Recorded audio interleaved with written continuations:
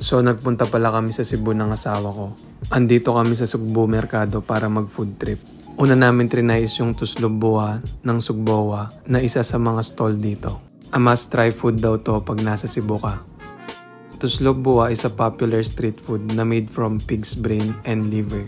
Tuslob buwa means deep in bubbles in English. So isawsaw mo siya sa bula, ganun. Best ka-partner nito ay puso, which is a hanging rice.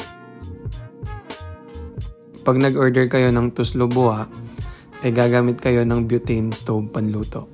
May kasama din to na hanging rice at syempre mga ingredients para iluto ito. Tara, lutuin natin. Nilagay lang ng asawa ko yung mga ingredients dyan sa tabi. Painitin lang natin yung kawali at once na mainit na ito, maglagay lang tayo ng mantika.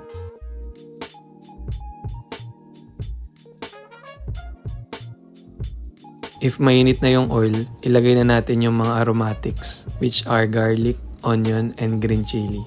Igisa lang natin ito.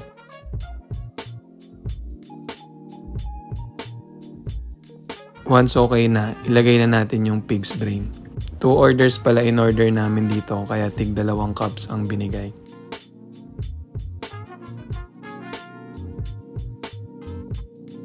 Lagay na din natin yung isa pa at imekos-mekos na natin lahat yan.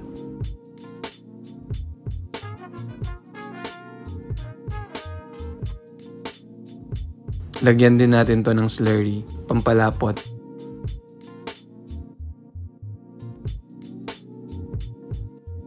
Lalagyan din natin to ng toyo, pampalasa. Kayo na bahala magtansya dyan and adjust to your liking.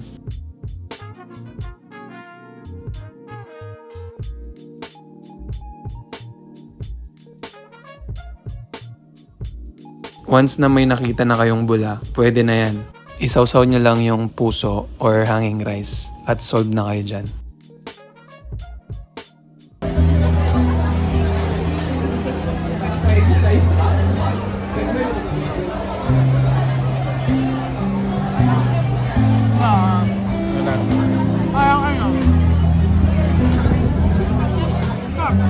This food has a strong umami flavor at sobrang nagko-complement yung hanging rice dito. Perfecto for sharing at very affordable lang nito, which is for 150 pesos.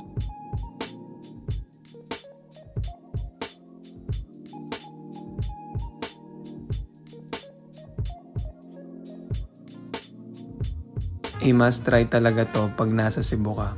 Kaya naman bibigyan namin ang tuslob buwa ng 4 out of 5 stars. Lami kayo ah!